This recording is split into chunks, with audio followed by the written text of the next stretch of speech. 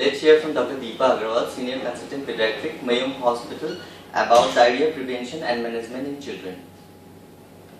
Diarrhea, in layman terms, loose motions. It is one of the major causes of morbidity and mortality in small children, especially in first 2 years of life.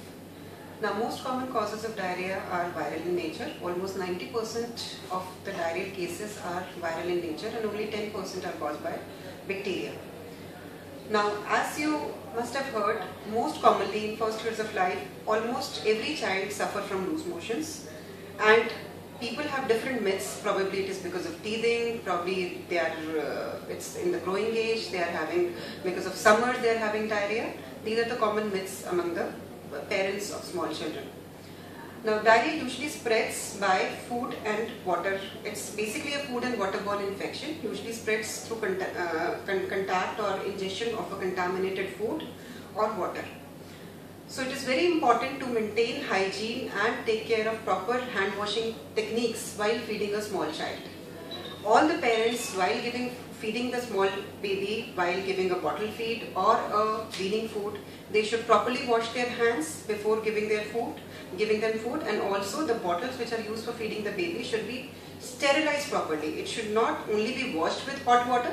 Ideally, it should be boiled in hot water for minimum of 5 to 10 minutes, and then the feed should be made properly with cool and boiled water and then given to the child. Now, the common myths in the treatment of diarrhea are that whenever a small child has diarrhea, the parents usually stop feeding the child. They feel that if we give more food, the child is going to pass more motions. And this is the most common mistake which they usually make. Like now imagine a small tank which has a tap, and we open the tap, so water is continuously running out. So if we keep on filling the tank, it will not get emptied. Similar case happens with a small child. If you keep on feeding the child, obviously the child is not going to have any problem. But once you stop feeding the child, he is going to go into dehydration, and which is the major reason for deaths among small children. So it is very important to prevent dehydration in a child who is having loose motions. So to prevent the dehydration, it is very important for the parents to give them small frequent meals, because obviously once they have loose motions, they have irritability, so they are not going to accept in large portions. So it is always advisable to give them small frequent meals after every half an hour, 1 hour, so that at least they could keep on having it. And then use of oral rehydration solution is very, very important, which should be made properly as is written on the package. Ideally, there are 2 packages are available. One is a 200 ml sachet and another one is a 1 liter sachet. So a smaller sachet, it needs to be dissolved in 200 ml of water and prepared all at one point of time. It should not be that you are taking a pinch of ORS and dissolving it in 2-3 spoons of water and feeding the child. It should always be made at once, and then it can be stored for 24 hours and can be consumed in that time. Similarly, the 1 liter sachet needs to be dissolved in 1 liter of water, and then you can give that prepared ORS slowly to the child, and it should be consumed over a period of 24 hours. And after that, if something is left over, it should be discarded.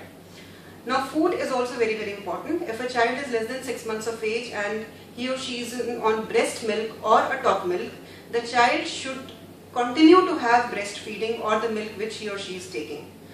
It is a myth that if you give milk to the child, the diarrhea is going to increase. It does have some impact because there is transient lactose intolerance which might increase the loose motions a little bit, but then you can't stop feeding the child.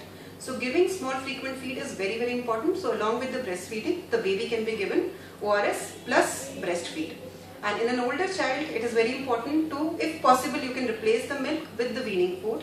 Like you can give a small child dal ka soup, you can give them curd, you can give coconut water, you can give rice water or a cereal in the form of a khichdi or a dalia, which will really help the child.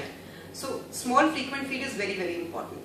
Now, if a child continues to have, it is very important to see your doctor if your child continues to have persistent fever after 48 hours. He continues to be irritable, he continues to be lethargic, he stops urinating, or he is not passed urine for the past 8 hours, or he is persistently vomiting and not accepting anything, or he is having blood or mucus in the stools. These all are the indicators of a bacterial diarrhea, in which case the child might need an antibiotic. So in all these cases, it is very important that you should see your doctor so that the intervention can be taken at an appropriate time. So this is all.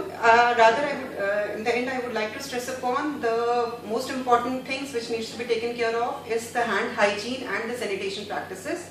Please take care of the cleanliness things before you feed your child, and then see your doctor at the earliest if your child continues to have loose motions. Thank you.